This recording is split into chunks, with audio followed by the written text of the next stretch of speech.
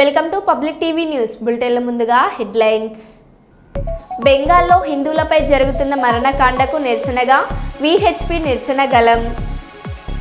Rangareddy collectorate ఉద్యోగి toll సిబ్బందిపై దాడి. మగవారి హక్కుల కోసం ఢిల్లీలో సత్యాగ్రహం. భారతీయ జనతా పార్టీ ఓబీసీ మోర్చా జిల్లా కార్యదర్శి గిరిజవాణి ఆధ్వర్యంలో ఉచిత మెగా వైద్య శిబిరం. రైతులు కష్టపడి పండించిన ధాన్యాన్ని దోచుకుంటున్న కాంగ్రెస్ ప్రభుత్వం. బీజేపీ నాయకులు రఘునాథ్ వెర్రవల్లి. గంజాయి కేసులో ముగ్గురిని అరెస్ట్ చేసిన జైపూర్ పోలీసులు. ఇక వివరాల్లోకి వెళ్తే, కేంద్ర ప్రభుత్వం తీసుకువచ్చిన వక్ఫ్ సవరణ చట్టాన్ని వెనక్కి తీసుకోవాలని భద్రాద్రి కొత్తగూడెం జిల్లా ఇల్లందులో శుక్రవారం ప్రార్థనల అనంతరం ముస్లింలు నల్ల బ్యాడ్జీలు ధరించి మసీదుల వద్ద నిరసన కార్యక్రమాన్ని నిర్వహించారు. ముస్లింలు పర్సనల్ లా బోర్డు సూచనలతో వక్ఫ్ సవరణ బిల్లుకు వ్యతిరేకంగా నల్ల బ్యాడ్జీలతో నిరసన కార్యక్రమం నిర్వహించడంతో పాటు పట్టణంలో మానవహారం నిర్వహించారు. కేంద్ర ప్రభుత్వం తీసుకువచ్చిన ఈ చట్టాన్ని 72 రాజకీయ పార్టీలు వ్యతిరేకిస్తున్నాయని, ఈ చట్టాన్ని వ్యతిరేకిస్తూ రాజకీయ పార్టీల జేఏసీ నాయకులు ముస్లిం కమిటీల ఆధ్వర్యంలో పోరాటం చేస్తామని తెలిపారు.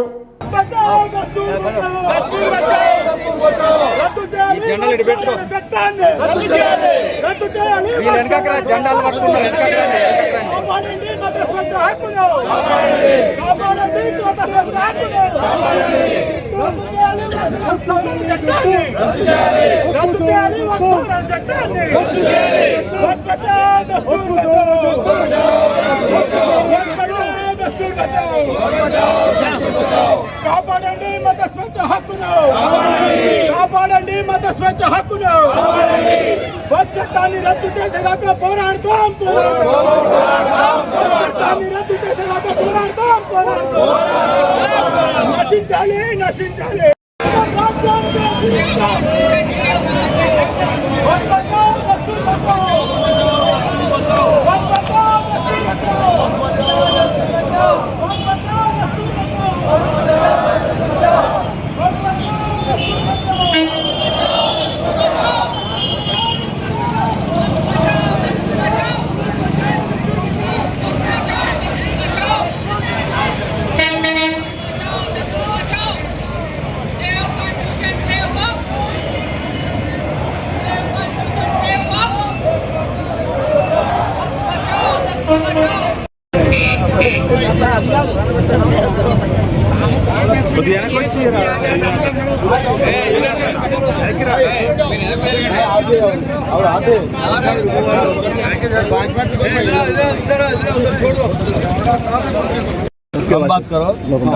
కేంద్ర ప్రభుత్వం 2025 వక్ఫ్ సవరణ చట్టాన్ని తీసుకొచ్చింది. ఈ సవరణ చట్టం జాతి మొత్తానికి వ్యతిరేకంగా ఉన్నటువంటి పరిస్థితి ఉంది. చివరికి సుప్రీంకోర్టు కూడా దీన్ని తప్పుపట్టి దీని మీద తదుపరి చర్యలు ఏమి కూడా తీసుకోవద్దు, ఎక్కడికక్కడ నిలిపివేయండి అని సుప్రీంకోర్టు కేంద్ర ప్రభుత్వానికి మొట్టికాయ వేసింది. అయినా సరే నిస్సిగ్గుగా కేంద్ర ప్రభుత్వం దూకుడుగా వ్యవహరిస్తున్నటువంటి పరిస్థితిని ఈరోజు చూస్తున్నాం. కాబట్టి ఈరోజు అన్ని మైనారిటీ ముస్లిం సంస్థలు, అట్లాగే అన్ని రాజకీయ పక్షాలు, అన్ని ఆర్గనైజేషన్స్ కలిసి ఈరోజు వక్ఫ్ సవరణ చట్టానికి వ్యతిరేకంగా పోరాడుతున్నాయి. ఈ వక్ఫ్ సవరణ చట్టం ఏదైతే ఉందో ఇది మొత్తం జాతి మొత్తానికి వ్యతిరేకమైంది. ఈరోజు వక్ఫ్ సవరణ చట్టాన్ని తీసుకొచ్చారు, రేపు ఇంకొక 170 సవరణ చట్టాన్ని తీసుకొస్తారు, ఎల్లుండి ఇంకొక సవరణ చట్టాన్ని తీసుకొచ్చి మొత్తం ప్రజానీకం బ్రతుకులనే జీవనాన్ని మొత్తం స్తంభింపజేసే విధంగా ఉంది. ఈ యొక్క కేంద్ర ప్రభుత్వ చర్య అమానవీయ చర్య. దీన్ని తీవ్రంగా ఈ రోజు ముస్లింలందరూ కూడా ఖండిస్తున్నారని ఈ సందర్భంగా తెలియజేస్తున్నాం.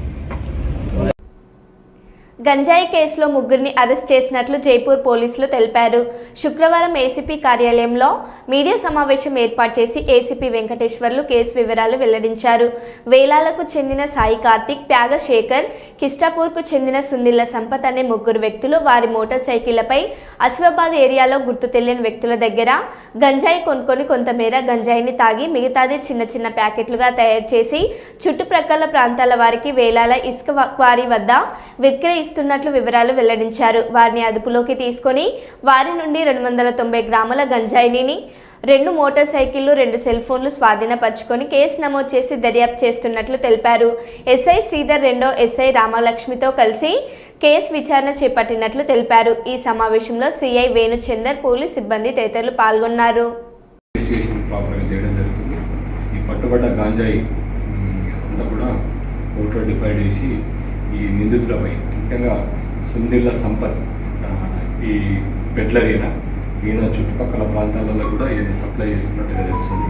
అదేవిధంగా దుర్గం సాయి, కార్తిక్, త్యాగా శేఖర్ వీళ్ళతో పాటు ఇంకొంతమంది కూడా ఈ గంజాయి కన్జ్యూమ్ చేయడానికి అలవాటు పడ్డట్టుగా తెలుస్తుంది. వీళ్ళిద్దరిపైన ప్రస్తుతం కేసు చేయడం జరిగింది. మిగతా వాళ్ళని కూడా కన్జ్యూమర్స్ ఇంకా పెడ్లర్స్ ఆ ఏరియాలో వాళ్ళని కూడా పట్టుకోవడం జరుగుతుంది. ఇందులో ముఖ్యంగా సిపి రామగుండం ఆదేశాన్ సార్, డీసీపీ మరియు మా డైరెక్షన్లో సిఐ గారు, తర్వాత మా డైరెక్షన్లో ఎస్ఐ గారు ఒక నమ్మదగిన ఇన్ఫర్మేషన్ పై అక్కడ రైడ్ చేయడం జరిగింది. అందులో భాగంగా ఇది చేయడం జరిగింది. గాంజాయి మీద ఎవరైనా ఇన్ఫర్మేషన్ ఇచ్చినట్టయితే ఆ ఇన్ఫర్మేషన్ గోప్యంగా ఉంటుంది. చట్టపరంగా కఠినమైన చర్యలు తీసుకుంటాం. ఎవరైనా కూడా మీకు తెలిసినట్టయితే వెంబటే 100 కానీ స్థానిక ఎస్ఐ కానీ స్థానిక సిఐ కానీ ఫోన్ చేసినట్టయితే పట్టుకుంటాం. కాబట్టి ఈ NDPS యాక్ట్ ప్రకారంగా చాలా మటుకు తల్లిదండ్రుల విధాన్ని కూడా కౌన్సిలింగ్ చేస్తున్నాం. తల్లిదండ్రులు కూడా మీరు పిల్లల్ని అబ్జర్వేషన్ చేయండి. అలాంటిది ఏదున్నా కూడా మీరు పోలీస్కి ఇన్ఫార్మ్ చేయవలసిందిగా కోరుచు. స్వర్ణాంధ్ర 2047 ఏపీ సీఎం చంద్రబాబు సంకల్పం. ప్రతి నెల 3వ శనివారం స్వచ్ఛాంధ్ర స్వచ్ఛ దివాస్ ఎలక్ట్రానిక్ వ్యర్థాల పునర్వినియోగం ఈ-చెక్ కార్యక్రమం భారతదేశంలోనే ఆంధ్రప్రదేశ్ రాష్ట్రాన్ని 2047 నాటికి అభివృద్ధిలో నెంబర్ 1గా నిలిచేందుకు స్వర్ణాంధ్ర 2047 ఏపీ సీఎం చంద్రబాబు సంకల్పించారని బీతాండ్రపాడు సర్పంచ్ ఆకేపోగు జయన్న తెలిపారు. ఈరోజు కర్నూలు మండలం బీతాండ్రపాడు గ్రామంలో స్వచ్ఛాంధ్ర స్వచ్ఛ దివాస్ కార్యక్రమాన్ని రాష్ట్ర ప్రభుత్వం నిర్వహిస్తుందని, ఒక్కో నెల ఒక్కో అంశం ఎంపిక చేసి క్రమం తప్పకుండా కార్యక్రమాలు చేయడం జరుగుతుందని, ఈ నెల 3వ శనివారం ఎలక్ట్రిక్ వ్యర్థాల పునర్వినియోగం కోసం ఈ-చెక్ కార్యక్రమం ప్రభుత్వం చేపట్టిందని చెప్పారు.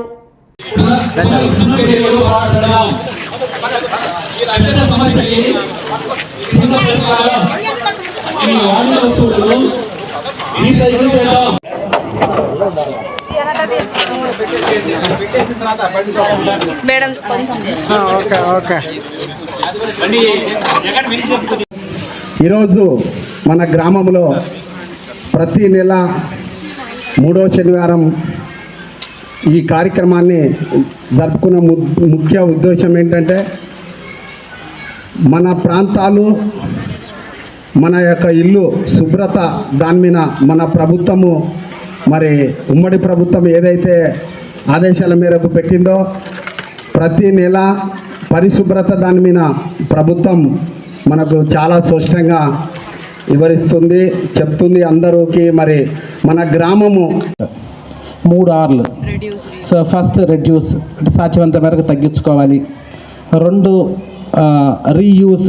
నెల 3వ శనివారం ఈ కార్యక్రమాన్ని మన గ్రామాలలో ఏర్పాటు చేయగా ఈరోజు ఈ నెలలో ప్రత్యేకంగా ఏర్పాటు చేసి సిఓ సార్ గారు మరి పీడీ సార్ గారు మన గ్రామాన్ని పరిశీలించడానికి రావడం జరిగింది. వారికి మా హృదయపూర్వకమైన ధన్యవాదాలు చెల్లిస్తున్నాను. అదేవిధంగా ఎంపీటీసీ మద్దిలేటి గారికి, ఎండిఓ సార్కి, మన పంచాయతీ. ప్రతి ఏటా గుడ్ ఫ్రైడే మరుసటి రోజు జీసస్ ఫర్ రన్ కార్యక్రమం చేపడుతున్నట్లు ఎమ్మెల్యే రాజ్ ఠాకూర్ పేర్కొన్నారు. మానవాళి సన్మార్గంలో నడిచి దేవునిలో ఐక్యమయ్యేందుకు ప్రభువైన యేసుక్రీస్తు బోధనలు ఉపయోగపడతాయని ఆయన తెలిపారు. ప్రతి ఒక్కరూ పరోపకారిగా ఉంటూ సేవ దృక్పథంతో మెలగాలని యేసు ప్రభు బోధించారన్నారు. జీసస్ ప్రవచనలు చాలా పవిత్రమైనవని, సేవా నిరతని, త్యాగాన్ని ప్రపంచానికి చాటి చెప్పిన భగవంతుడు అన్నారు. నియోజకవర్గ ప్రజల ఆకాంక్ష మేరకు రామగుండాన్ని రాష్ట్రంలోనే నెంబర్ 1గా మారుస్తానని ఆయన హామీ ఇచ్చారు. శాంతిని నెలకొల్పడానికి ఈరోజు జీసస్ రావడం జరిగింది. ఈ కార్యాచరణ తీసుకొని ప్రతి సంవత్సరం రన్ ఫర్ జీసస్ పెడుతూ లోక శాంతి కొరకు, ప్రపంచ శాంతి కొరకు, ఈ ప్రాంతంలో ఉన్నటువంటి ప్రతి పేద బలహీనులు, ఆరోగ్యంగా లేని వారు అందరూ బాగుండాలి, అందరూ సుఖ సంతోషంతో ఉండాలి, ఈ ఆయా ఉన్నటువంటి దేశం బాగుపడాలి, ప్రపంచంలో ఎక్కడ కూడా విధ్వంసాలు జరగద్దని ఆ మహామహుని ప్రార్థిస్తూ ఈరోజు ఈ కార్యక్రమాన్ని నిర్వహిస్తూ ఉంటాం. అదృష్టవశాత్తు ప్రతిసారి వీళ్ళతోటి భాగస్వామి కావడం నేను అదృష్టవంతుడిగా భావిస్తూ ఉన్నా. ఈరోజు శాసనసభ్యుడిగా రెండవసారి వీరితో కలిసి ప్రయాణం చేస్తూ ఉన్నాను. నాకు పూర్తి విశ్వాసం ఉంది. రామగుండం నియోజకవర్గం ప్రత్యేకంగా తెలంగాణ దేశమే ఒక ఎత్తు అయితే ఈరోజు ప్రత్యేకంగా రామగుండంలో మత కళలకు వ్యతిరేకంగా అందరం కలిసికట్టుగా అన్ని రకాల అన్ని వర్గాల ప్రజలతో కలిసి మమకంగా ముందుకెళ్తాం. ఇవాళ మా క్రిస్టియన్ బాంధవులు యేసు ప్రభు ర్యాలీ తీసుకున్నారంటే అన్ని మతాల వారు కూడా దీంట్లో భాగస్వాములు అయితే మాతో పాటు రావడం అనేది ఇదొక శుభ సూచిక. ప్రతిసారి జరుగుతుంది ఇది. మీడియా మిత్రులను కోరుతా ఉన్నా, మనందరం బాధ్యత అన్ని మతాలను గౌరవించుకుంటాం. ఇవాళ ఈ ప్రాంతంలో పూర్వం వివిధ బలహీన వర్గాల వాళ్ళందరూ కూడా ఈరోజు క్రిస్టియన్ మతాన్ని తీసుకుంటున్నారు. అందరూ మన ఆత్మ వారిని గౌరవిస్తూ ప్రతి ప్రాంతాల్లో ఎక్కడ చర్చలు పెట్టినా ఏ సమస్యలు ఎక్కడ ఎవరు ఇబ్బంది పెట్టుకున్న ఏదో కార్యక్రమం మనం బాధ్యతగా తీసుకోవాలని చెప్పి మీ అందరికీ కొడుతూ అందరికీ శుభాకాంక్షలు. కుప్పం మున్సిపాలిటీకి సంబంధించి 13, 14, 15 వార్డులలో తెలుగుదేశం పార్టీ అధ్యక్షులు, ఉపాధ్యక్షులు, ప్రధాన కార్యదర్శి ఎన్నుకోవడం జరిగింది. ఈ కార్యక్రమానికి ముఖ్య అతిథులుగా ఎమ్మెల్సీ కంచెల శ్రీకాంత్, అధ్యక్షులు Raj Kumar, cluster in charge Satyendra Shekhar, unit in charge Mukesh పాల్గొనడం జరిగింది. 13వ వార్డుకి సంబంధించి ప్రధాన కార్యదర్శిగా అవినాష్ని ఏకగ్రీవంగా ఎన్నుకోవడం జరిగింది. ఈ సందర్భంగా ఆయన మాట్లాడుతూ గతంలో తన పార్టీ కోసం చేసిన సేవలను గుర్తించి తనకు ఈ అవకాశాన్ని ఇచ్చినందుకు రాష్ట్ర ముఖ్యమంత్రి నారా చంద్రబాబు నాయుడు గారికి మరియు పార్టీ నాయకులకు కృతజ్ఞతలు తెలియజేశారు.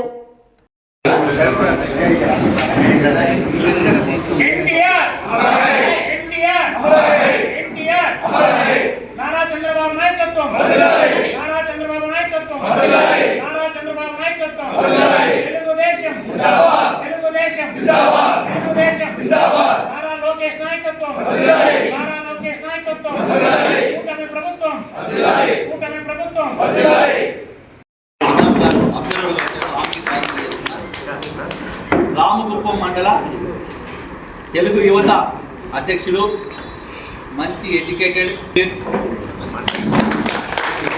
గారు వచ్చారు, వారికి కూడా కాల్ తెలియజేస్తున్నాం. అలాగే ఈ కార్యక్రమానికి మన general secretary, municipal general secretary ఆర్మూహం గారు, వారికి కూడా కాల్ తెలియజేస్తున్నాం. ఇంకా ఈరోజు కుప్పం మున్సిపాలిటీ 13వ వార్డులో ప్రెసిడెంట్ అండ్ వైస్ ప్రెసిడెంట్ ఎన్నిక ఏకాగ్రంగా 13వ వార్డు ప్రెసిడెంట్ మళ్ళీ ప్రధాన కార్యదర్శిగా నన్ను ఎన్నుకోవడం జరిగింది. అందువలన చంద్రబాబు నాయుడు గారికి, అదేవిధంగా కుప్పం ఎమ్మెల్సీ సార్కి, రాజ్ కుమార్ అన్న గారికి, సత్యేంద్ర శేఖర్, అప్పు గారికి నా హృదయపూర్వక ధన్యవాదాలు తెలుపుకుంటూ పార్టీకి అన్ని విధాలుగా కష్టపడి పనిచేసినందుకు నన్ను నమ్మి 13వ వార్డు ప్రధాన కార్యదర్శిగా ఎన్నుకున్నారు. అందువలన అన్ని విధాలుగా సహకరించి ప్రజలకు అన్ని విధాలుగా కృషి చేసి ఎల్లప్పుడూ కష్టపడతానని కోరుకుంటూ అందరికీ ధన్యవాదాలు. ములుగు జిల్లాలో శుక్రవారం మంత్రులు పొంగులేటి శ్రీనివాసరెడ్డి, కొండ సురేఖ, సీతక్క పర్యటించారు. మంత్రులు వచ్చారని భారీ ర్యాలీ సైతం తీశారు. అయితే ఇదే రోజు ప్రభుత్వ ఆసుపత్రిలో డాక్టర్ నిర్లక్ష్యం వల్ల పసిబిడ్డ చనిపోయింది. తమకు న్యాయం చేయాలని బాధిత కుటుంబ సభ్యులు ఆందోళనకు దిగారు. ర్యాలీగా వెళ్తున్న మంత్రులకు బాహుబలి మూవీ తరహాలో పసికందు మృతదేహాన్ని ఎత్తి చూపించిన మంత్రులు కనీసం ఏమైందని పట్టించుకోలేదని ఆరోపణలు వినిపిస్తున్నాయి. రోడ్డు మీద ఆందోళన చేస్తున్న వారిని మంత్రుల ర్యాలీ కోసం పోలీసులు పక్కకు లాగేశారు. ప్రస్తుతం ఆ వీడియోలో సోషల్ మీడియాలో వైరల్ అవుతుండగా మంత్రుల తీరుపై ప్రజలు అసహనం వ్యక్తం చేస్తున్నారు.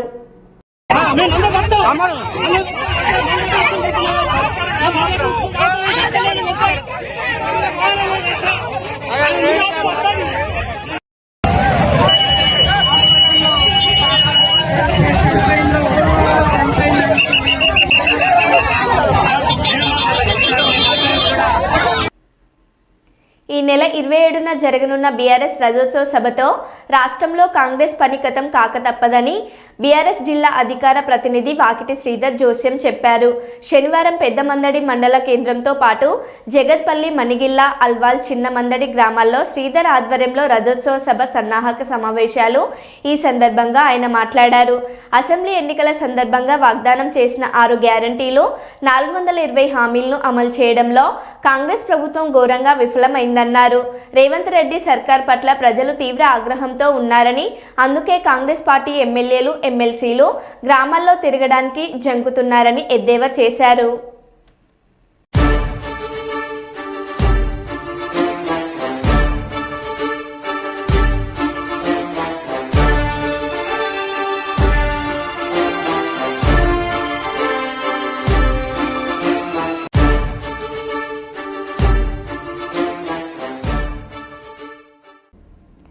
మెదక్ జిల్లా రామాయంపేట రైతు వేదికలో భూభారతి చట్టం రెవెన్యూ అవగాహన సదస్సులో జిల్లా కలెక్టర్ రాహుల్ రాజు, మెదక్ ఆర్డీఓ రామాదేవి, తహసీల్దార్ రజని, ప్రజాప్రతినిధులు రైతులతో కలిసి ఎమ్మెల్యే పాల్గొన్నారు. భూభారతి నూతన చట్టంపై ఎమ్మెల్యే మాట్లాడారు.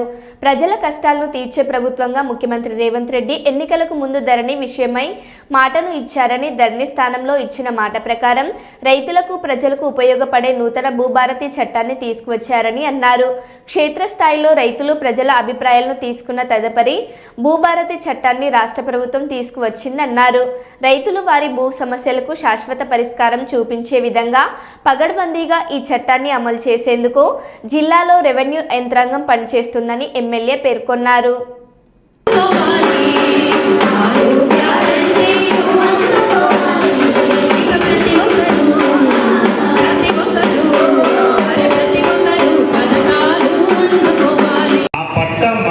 చేసే అధికారం ఎవరికి కూడా లేదు. ఆ పట్టా తప్పుగా జరిగిందని తెలిసినా కానీ కూడా ఎవరి పేరు మీద తప్పుగా పట్టా అయిందో ఆ తప్పుగా పట్టా అయిన వ్యక్తే తహసీల్దార్ ఆఫీస్కి పోయి ఆయన కన్విప్రేషన్ ఇస్తేనే వేరే పేరు మీదకి పట్టా మార్చే ఛాన్స్ ఉంటుంది. సో ఆల్రెడీ తప్పయిందని ఆయనకు తెలుసు కాబట్టి ఆయన ఎట్లైనా తహసీల్దార్ ఆఫీస్కి వచ్చి నాదే తప్పైంది, ఇగో ఈయన నిజాయితీగా ఎవరైతే కాస్తున్నారో ఆయననే పట్టా అనేసి ఎవరు కూడా వచ్చి మనకి కన్విప్రేషన్ పెట్టరు. సో అట్లాంటివి చాలా మటుకు కూడా కేసెస్ పట్టాలు కాకుండానే, అంటే నిజంగా కాపు చేసే వాళ్ళకి పట్టా కాకుండా ఎవరో అమ్మేసుకొని వెళ్ళిపోయిన వాళ్ళ పేరు పట్టాలు కంటిన్యూ అవుతా ఉన్నాయి. అది తప్పు అని తెలిసినా కానీ కూడా దాన్ని రెక్టిఫై చేసే పవర్ తహసీల్దార్కి కానీ, ఆర్డీఓకి కానీ, కలెక్టర్ కానీ కానీ ఈవెన్ ప్రభుత్వానికి కూడా అప్పుడు లేకుండా బృందానికి, మా ప్రింట్ అండ్ ఎలక్ట్రానిక్ మీడియా సోదరులకు, నా ముందున్నటువంటి మహిళా సోదరులకు, రైతులకు, రైతు సంఘాల నాయకులకు, నా ముందున్నటువంటి మీ అందరికీ కూడా, మా రామాయణపేట్ మండల్ ముఖ్య నాయకులకు, నా ముందున్నటువంటి మీ అందరికీ కూడా పేరు పేరున మనస్ఫూర్తిగా హృదయపూర్వకంగా మరి నమస్కారాలు తెలియజేసుకుంటా ఉన్నాను. భూమి కొలదుంటే ధరవీలు ఇంకో పేరు వస్తుండే, దాన్ని ఎవరిని అడిగే పరిస్థితి కూడా లేకుండే. అంటే దాన్ని ఎవరిని అడగాలా, ఏం చేయాలా, అటువంటి పరిస్థితి కూడా మరి లేని చరిత్ర గత ప్రభుత్వంలోనిది అని చెప్పి తెలియజేసుకుంటా ఉన్నాం. కాబట్టి ఇవాళ మరి మన ప్రభుత్వం వచ్చిన వెంటనే భూభారతి అని చెప్పి ఒక చట్టం తెచ్చి మరి ప్రజలందరికీ ఉపయోగపడాలా, మా మహిళలు బాగుండాలా, మా బడుగు బలైన వర్గాలు బాగుండాలా, మా దళితులు బాగుండాలా, మా రైతులు బాగుండాలనే ఒక ఉద్దేశంతో ఇవాళ భూభారతి చట్టం తేవడం జరిగింది. మరొక ధరణి అని చెప్పి మరి తేవడం జరిగింది. ఆ ధరణి ఎవరికి ఉపయోగపడ్డదంటే నలుగురికి ఉపయోగపడ్డదని చెప్పి ప్రజలందరూ కూడా చెప్తా ఉన్నారు. గత మాజీ ముఖ్యమంత్రి, వాళ్ళ కుటుంబ సభ్యులు, వాళ్ళ తప్ప ఇంకెవరికైనా ఉపయోగపడ్డదా అంటే ప్రజలందరూ కూడా మరి చాలా బాధపడుతున్న సమయం ఇది. అంటే ఇవాళ ఒకటే చెప్తా, మనది ప్రజల ప్రభుత్వము, ఇంద్రమ్మ రాజ్యం. ప్రభుత్వాలు ప్రజలతో ఏర్పడతాయి తప్ప వేరేది ఇంకొకటి కాదు అని చెప్పి తెలియజేసుకుంటా ఉన్నా. కాబట్టి మా కాంగ్రెస్ ప్రభుత్వంలో మా ప్రజలే పాలిస్తారు. ప్రజలకు ఏ విధంగా అయితే ఉపయోగపడుతుందో, ప్రజలకు ఏ విధంగా అయితే ప్రజల కష్టాలు తీర్చగలుగుతామో మరి అదే విధంగా మరి పనిచేసుకుంటూ మన కాంగ్రెస్ పార్టీ కానివ్వండి, మన గౌరవ ముఖ్యమంత్రి కానివ్వండి, మేమందరం కూడా ఇవాళ పనిచేస్తున్న పరిస్థితి. కొత్తపేటలో నెలకొని ఉన్న శ్రీ ప్రసన్న పెద్దపల్లి గంగమ్మ జాతర ప్రతి సంవత్సరం ఆనవాతి ప్రకారం నిర్వహించడం జరుగుతుందని ఆలయ ధర్మకర్త శివకుమార్, కార్యనిర్వాహకులు వెంకటేష్ తెలిపారు. ఈ సందర్భంగా వారు మాట్లాడారు.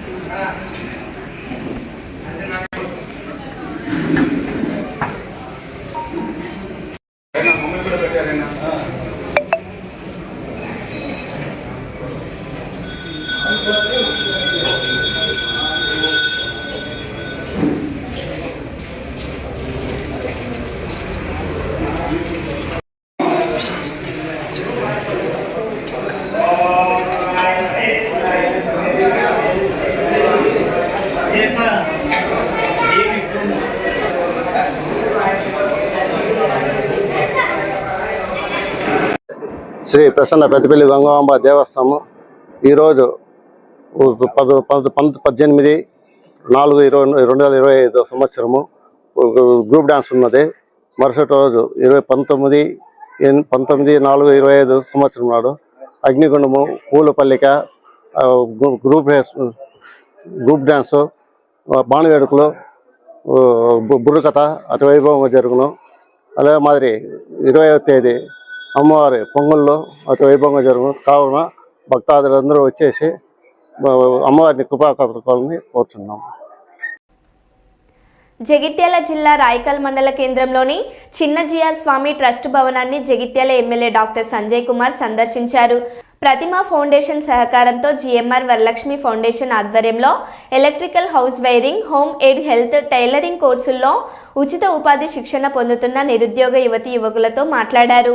ఈ కార్యక్రమంలో తాజా మాజీ మున్సిపల్ చైర్మన్ మోర హనుమన్లు, ఫాక్స్ చైర్మన్ ఏనుగుల మల్లారెడ్డి, జిల్లా స్కిల్ కమిటీ సభ్యులు, ప్రతిమా ఫౌండేషన్ ఆర్గనైజర్ నాగిరెడ్డి, రఘుపతి, నాయకులు కోల శ్రీనివాస్, డాక్టర్ మహేందర్ బాబు, మాజీ సర్పంచ్ డాక్టర్ రాజారెడ్డి, జిఎంఆర్ సిబ్బంది ప్రమోద్, నాగేందర్, చిరంజీవి, వనిత, కృష్ణవేణి తదితరులు పాల్గొన్నారు.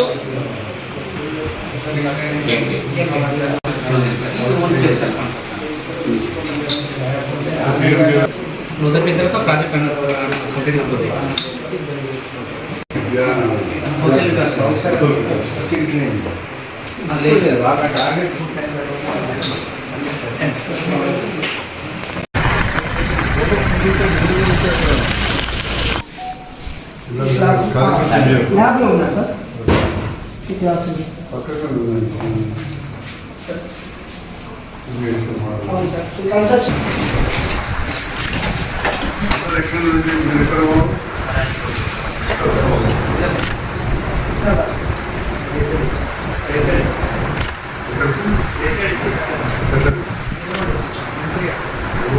Myself Arun, I am from Medpalli.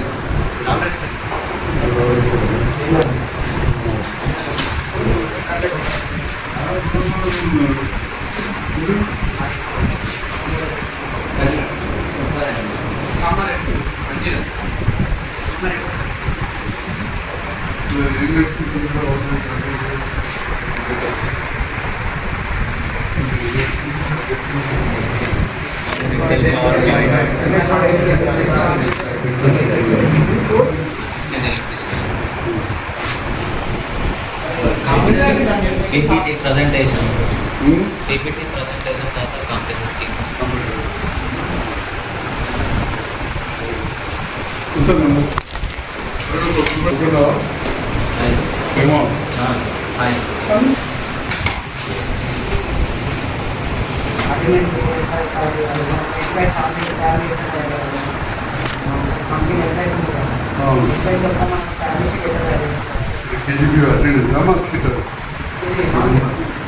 మార్చి చేస్తున్నా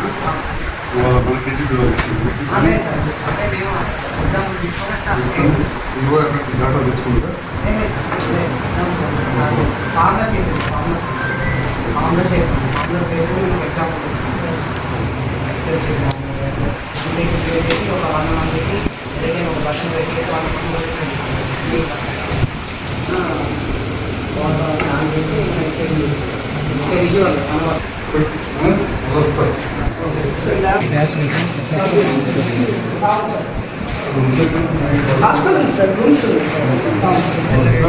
తర్వాత రాకపోతే బాలాసార్ అంటుంది ఏం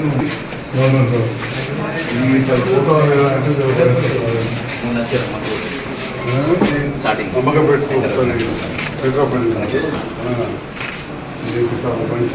క్లాస్ ఏముంది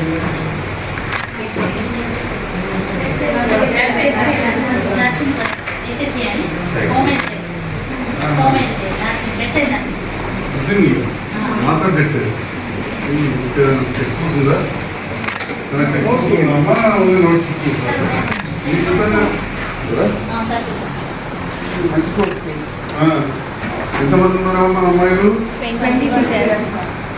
ఓకే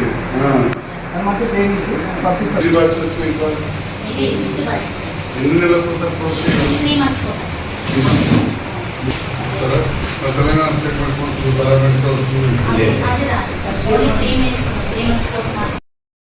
మరో బులెటిన్లో మళ్ళీ కలుద్దాం. Stay tune.